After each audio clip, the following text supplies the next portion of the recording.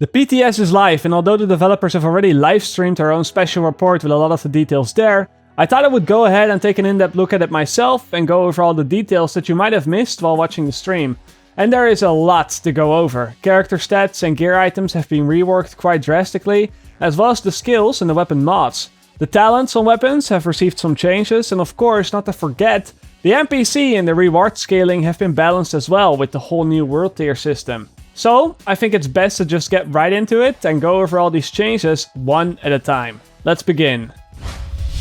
I think that the biggest change to the game is the way that the world tier system works. I have already made a very detailed video about how this works in terms of the loot scaling and the enemies, and I will have a link for that video in the description, but the long story short is that after reaching level 30 you can select one out of the 4 world tiers, which will change the difficulty of the NPCs for every activity in the game. Tier 1 gives you level 30 enemies, Tier 2 gives you level 31, Tier 3 level 32, and then of course Tier 4 gives you level 33 enemies. Respectively, you will also gain better rewards in each of these tiers, with item level 30 items in World Tier 1, item level 31 items in World Tier 2, and well, you get the point, it goes on like that. This is a very good system, as it allows players to play pretty much any activity that they want, whether that be storyline missions, incursions, Dark Zone, or even roam the open world, and always find enemies that are at their level of choice, which will always give them loot that they might need. Not only that, but it also gives solo players more freedom and ease to get up to higher gear scores, since they do not have to do group-based content such as incursions to get those rewards. The one thing I really do not like about this system though, is that the higher world tiers are locked away from the player until you get to a certain gear score. I was having quite bad RNG and only found high-end weapons and knee pads for the first half of my playthrough, which meant that I was only 3 points short of the gear score to finally advance. But my character was already strong enough to fight level 31 enemies and probably also level 32 enemies. I was ready for more difficult content, but I simply didn't have the option to play that because of the other tier worlds that are locked away because I didn't have the required gear score yet.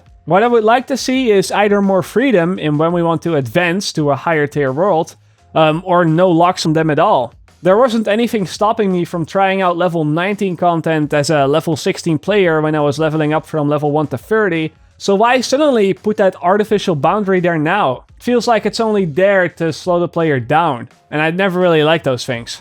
Now, one thing to keep in mind about the gear score dispatch, which kinda makes this a little bit of a bigger problem, is that the gear score calculation itself is changing up a bit. I already spoke about this in a previous video, but Massive wants the high-end gear to remain relevant, thus they are lowering the gear score on gear set items to match those of the high-ends. That doesn't mean that gear set items are going to be nerfed though, they are not going to be brought down. Instead, high-end items are getting a small buff to their main stats to make them a bit higher than the gear set items in order to compensate for those 2, 3 and 4 piece bonuses. But because these are all the same gear score, that also means that gear set items will not increase your gear score as much as they used to, which causes players to be stuck in world tiers for a longer period of time. Way longer than that is necessary. That is why I would like to see this changed. Don't restrict the players in selecting their world tier, please. But anyway, enough about this topic, let's talk about the gear and the character stats. What is new? Well, first up we have the performance mod slots that appear on the backpack, the holster and the knee pads. Previously, all gear that you found always had a skill attribute, and in the case of the backpack it always had 2.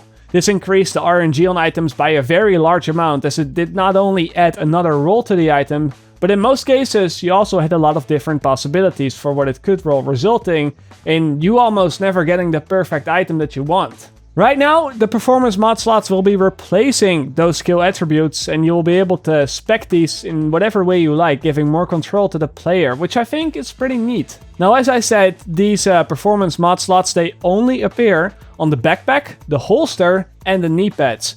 The backpack actually has 2 performance mod slots because it previously had 2 of those skill attributes, and the other gear items actually get nothing for the skill attribute that they previously had. That means that in total we will have less skill attributes to work with, but we will also have more freedom to adjust our builds. So I want to see where this ends up. Another thing that has been changed, or should I say added, are the baseline statistics to the gear. Once you start picking up item level 31 gear and above, the gear will always have a few points for every main stat, not just one. That means that no matter how tanky or how DPS heavy your build is, you will always have a little bit of health or a little bit of skill power on your character. This is a nice change because, well, as we all know, before level 30 your character would gain more main stats every time you leveled up. I think the very minimum at level 30 right now is 535. But of course, those extra baseline statistics, they stop at level 30 because your character cannot level up anymore. But enemies, they still get stronger. Now, of course, you do actually get better gear, but these baseline statistics, they don't really level up with you, so to speak. To compensate for that, Massive is adding these baseline stats on the better gear. Now, in practice, you could say that this is a buff to characters because they're getting more points, but in reality, I don't really think you're gonna notice much of it because, yeah, players are obviously going to be a bit more powerful, but again, the NPCs have been skilled up or down properly to balance these things out. You could call this baseline point system more of a noob safety net because it prevents players that do not understand the game at all to end up with a build that makes it impossible to clear content. As long as you have a little bit of health, a little bit of damage, a little bit of skill power, then you should be able to do at least some content in the game. Aside from those two things, the developers have also made some major changes to the rolls that you can get on your gear. Crit chance and headshot damage, for example, they're going to be rolled in much lower values. Scavenging has been removed entirely, and probably the biggest change is the way that they reworked skill power. As we all know, in the current build of the game, in 1.3, you can get away with just rolling skill power on the mask, on the backpack, and on the gear mods, and you can have a really solid amount of skill power while investing all of your other main stats into either firearms or stamina. This is not something that the developers wanted. They wanted the players to make the choice of where to invest their attributes, and so what they've done is that they have increased the skill power requirement by 3. So you will need 3 times as much skill power now in order to achieve the same result as that you would in the current game. But Electronics is also giving you 3 times as much skill power. So you would get 30 skill power per Electronics point instead of 10. This way, those who have spec'd into Electronics will not notice a difference, but the skill power attributes on gear aren't going to be that powerful anymore. So that's how skill power works, but it isn't quite that simple, because the way that skill power scales has also been changed up a bit. The developers decided to remove the hard cap on skills, so you can pretty much stack as much skill power as you want right now. However, there is a certain point where diminishing returns will start to kick in, meaning that if you add another point of Electronics, it will not give you 30 skill power, you will only get 29 per point. And then if you add a bit more, you will only get 28 per point, and then 27, and so on, until you get relatively very little value of it. This of course does mean that it is completely possible to get a lot more value out of your skills than what is possible in the current version of the game. But that also might not always be worth doing so. Right now, at this very moment, I would not be able to tell you where that cutoff point really is and where the diminishing returns really start to take effect. Something like that would of course be very nice to know for a balanced build or for a solo player. But I'll make sure to test those things more in depth once the patch is finalized and deployed to the full game. It really doesn't make a whole lot of sense to me to test all those things out right now, while they're still subject to change just a few weeks away. Now, don't start imagining pulses with 200% critical hit damage because the caps have been removed.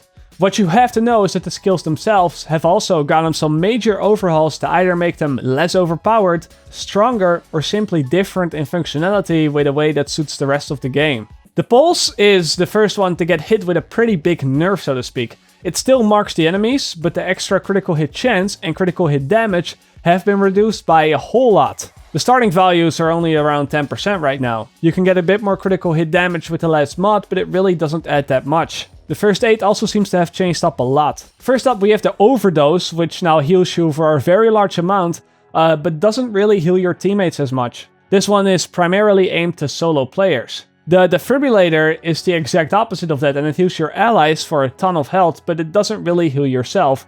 On top of that though, this mod is now also able to revive teammates when they are completely dead. This functionality is of course disabled in the Dark Zone, but even with that in mind, I really do not like this addition at all.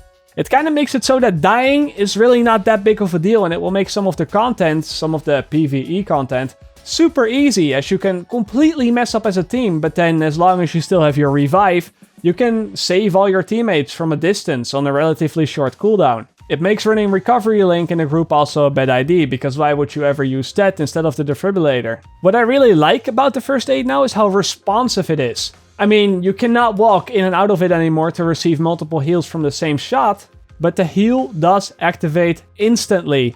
Even before the animation goes off, the moment you press the button, it heals you, which is exactly the way that I wanted to see it. This, unfortunately, does not apply to the other skills. You have to wait for the smart cover to be applied to the wall, and you still have to wait for a long time for your agent to pull out his Seeker Mine before you can throw it. Again, I would like to see this to all the skills, making them more responsive, making the gameplay more smooth. But this is a very good start, and I think with the first aid it was the most mandatory, because how many times have you guys died only to find out that your first aid didn't activate fast enough? I'm just saying, hopefully they can do the same for the other skills and can continue in this direction. Oh, and one last thing to add. First aid also does not remove the negative status effects anymore. So you cannot use it to remove a blind or a disrupt or whatever. I think Predator's Mark is going to be back in the meta, guys. Then next up we have the support station, which seemed to have gotten a pretty reasonable buff in the amount of healing that it pushes out. But the main problem with this right now is the way that the cooldown works. In 1.4, the cooldown of the support station only starts when the support station expires, which really hurts the skill a lot in my opinion. I can kind of see why they try to go this way, as they are trying to prevent players from just being able to spam skills. They did the same thing to the sticky bomb, which only starts the cooldown when the object is destroyed. But I think that with the support station, it's already so easy to counter that by simply shooting a flashbang at it or just aiming at it and shooting it down. And it naturally has a very large cooldown, so it looks like it will be more of a situational skill now. Then we have the Sticky Bomb, which seems to be a decent choice for PvE now as well with the new scaling changes. The skill itself, it hasn't changed much, or at least not something that I can tell off the bat right now. So I want to take the time in this video to quickly talk about the turret for a second instead. Weirdly enough, this skill does not go on cooldown after the object is destroyed. The cooldown already starts right away the moment you deploy it, which is really a surprise to me after seeing what they did to the support station. Now here's the thing though, I do not think that the turret should go on a cooldown after it is destroyed. I think it is fine the way that it is right now. I just wish that they would revert the change to the support station. As far as I can tell, the flame turret has gotten a decent buff in damage, and the shock turret has received a small nerf in terms of what the range is. It's nothing too big that has been changed, but we'll see if the flame turret is gonna be the next meta thing now. The Seeker Mine seems to be completely unaffected as far as I can tell. I mean, I haven't used the Seeker Mine much, so I wouldn't be able to tell any slight differences. What I do know is that I was able to kill some NPCs with it, because the NPCs have a lot less health now. The Seeker Mine definitely seems to be doing a lot more damage. But, on the other hand, the Seeker Mine still seems to get one-shotted by the enemies in more difficult content, making the skill not really a good choice for those endgame strategies. Maybe it is also because I didn't invest enough into skill power. I didn't have all my gear yet, I didn't have the time to test it out completely. It is possible that I just haven't found a good use for it yet, but at first hand it really seems like the skill is still not worth taking. The ballistic shield also remains relatively the same. They tried to fix all the bugs with it, however I did find another one on the PTS where players wouldn't see the shield when I had it up, resulting them in being able to shoot right through the shield and damage me in the process. I'm fairly certain that this has something to do with equipping the shield, then grabbing a grenade, and then going into the menus to switch weapons when the shield is up. In this case, I think my character puts the shield away on the screen of other players, but not on my screen, creating a desync with the client versus the server. I haven't been able to successfully replicate it though, so I think it's just Massive that's gonna have to look into this. The smart cover has been changed drastically, and I love it and I hate it at the same time. The new functionality of it makes it so that anyone in smart cover gets a lot more weapon accuracy, a lot more weapon stability, and also a little bit of damage mitigation. The damage buff though, that has been completely removed. I think that's for the better, to be honest. I really like the extra stability and the accuracy. It really suits the new gameplay a lot more, where the guns are a lot harder to control without it. But why, Massive? Why did smart cover have to get destroyed when it is hit by an enemy grenade? Yeah, that's a thing now. It doesn't get destroyed by a friendly grenade, it gets destroyed by an enemy grenade. I'm sure this was implemented to provide some sort of counter to the smart cover, but if you wanted a counter, just let people use the trapper, or let the smart cover be disabled when somebody disrupts it. Just like the way that the support station works, but the way that it works right now, I'm really not a fan of this. Just think about all the many places in the game where you have that very heavy grenade or mortar spam. and it will be really hard to get good use out of the smart cover now, not to mention that in PvP, people can just toss a couple of grenades at it, and then the smart cover gets no value whatsoever. Mobile cover remains unaffected as far as I can tell. They have presumably removed a lot of the bugs with it, but I haven't had a chance to test out any of that stuff yet, and I don't think I will until we get to the last week where I have all the gear in the world to test stuff out. The signature skills are the ones that receive the most love. Recovery Link, for example. This one gives the player a burst heal when he takes lethal damage. But that is only when the player is playing solo, so it doesn't work when you're playing in a squad. This is a nice addition to the game. However, in its current state, it isn't reliable enough. Because when you're under the effect of fire or shock when taking fatal damage, it simply doesn't activate. I'm thinking that maybe this is intended because the fire and the shock do not allow the player to use skills, but I have this feeling that it's a bug, and I've seen the same thing happening to other skills as well. For example, in this instance where I used the first aid, just before or just after I get caught on fire, and then the cooldown, it does go off, but the skill doesn't work. I believe this to be another one of those server-client desyncs, where because of the timing of the first aid and the on-fire effect, the server says one thing, that is that you cannot use your heal because you are on fire at the moment, but then the client says that you can use your heal because you're not on fire anymore. The result is that the cooldown goes off, but you're not getting healed. This is really something to look into. Tactical Link currently feels amazing. It adds 30% extra damage, 50% extra rounds per minute speed, and 50% extra reload time for your character for 10 seconds long. Your gun just becomes a laser if you manage to hold it still. I don't know if it's more powerful or less powerful than the previous version, where you get more crit and 50% damage instead of 30, but it feels good and it's fun to use, which is also quite important for me in this case. I really think that Tactical Link is going to make a return. Then, last up for the signature skills, Survivor Link got nerfed. The duration is 10 seconds now and the damage resistance is only 50% instead of 80%. Not much to say here. Survivor Link was annoying, it was overpowered, and now it's maybe in a good place. Needs a little bit more testing before I can say for sure, but at least we're going in the right direction. So yeah guys, as you can see, most of those changes, they are pretty big overhauls. We still aren't at the point where I'd call everything perfect, but it definitely feels like a big improvement overall. Especially because most of the bugs with them have all been fixed, except for the few ones that I just mentioned. Skills aren't really the only thing that have been reworked though. You have the gear set bonuses, the high-end item bonuses, and the weapon talents. They have all received some sort of attention. Some of them are still left untouched, but the vast majority of them has again been changed to make them either less overpowered, less underpowered, or just changed in general in functionality to fit the current state of the game better. I really don't want to go over all of them, as many of them are, I guess, still a work in progress. I do really feel like a lot of these could use a lot of changes. For example, the 2-piece Tactician seems very weak with the new skill power scaling. The 2-piece Reclaimer seems potentially really strong because there's no cap on the healing per second anymore, so you can max out on skill power and get a support station that instantly makes everybody full health.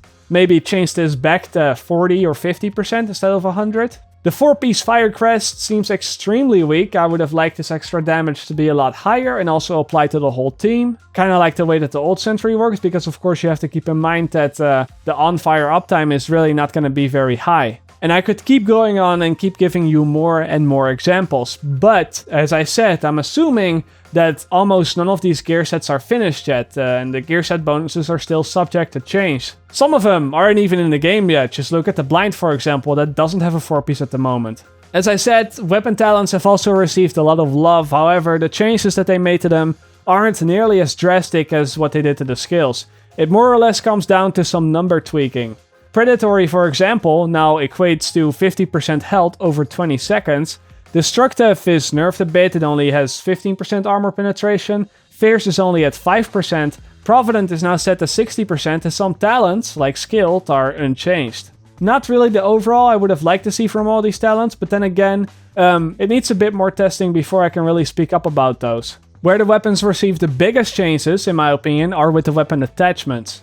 We all know that as the game currently is, we get 2 statistics for a weapon mod. For example, in the magazine you can have both rate of fire and magazine size. You can have both critical hit chance and headshot damage on the scope, and at the end of the day, there would always be 1 or 2 ideal setups to go for. This has been changed. The new weapon mods will have 3 major attributes on them, but the percentage amount that they have on them will be much, much lower. You get one roll which sits in the 10% range, and then you have 2 rolls which are always a very low percentage, something around 2, 3 or 4%. The 10% roll is always the same for every object, meaning that if you find a C79 scope, the 10% roll will always be critical hit damage. And finding a reflex sight will always give you more critical hit chance. One thing to keep in mind though, is that a lot of the possible stat rolls that are currently in the game, such as headshot XP bonus, they have been removed, and things such as initial bullet stability, horizontal stability and all those things, they have been generalized into less different statistics. So now players will just have 1 stability or accuracy, not hipfire accuracy and all those different things. This should help to get rid of some of that more harsh RNG where you get rolls that really don't do anything for you, which is kinda needed because weapon mods have 3 stat rolls now instead of 2. The last big change that the developers have made is the change to the special ammo. Explosive ammo and fire ammo will no longer set you on fire, cause explosions, or stagger you. Instead, the special ammo will now result in the player doing fire and blast damage, which are both counted as exotic damage. So yeah, 2-piece final measure, it may be back in the meta, guys. Of course, looking at the whole game and looking at the open world, you will find a lot more things that have been altered. Vendors, for example, now sell items that are not completely useless, with more high-ends and gear set items, and so many quality of life changes have been made to the game. You can get experience after level 30, which will give you a sealed cache for every 400,000 experience that you get. You can instantly see which stat on an item has been recalibrated. There is a buyback option on every vendor. You can run down the long stairs and get to the underground faster. And honestly, there is so much more. It is too much to all get into right now. I already have a lot of things that I would like to talk about outside of this video, both concerns and feedback, but I guess that will all come over the upcoming weeks as this video is already quite long enough, and I want to keep it relatively short today, which I guess as always I already failed to do. So that is pretty much it, guys. I hope you enjoyed this video, and I will see you guys later. Or, like they say in the Netherlands, zie je later!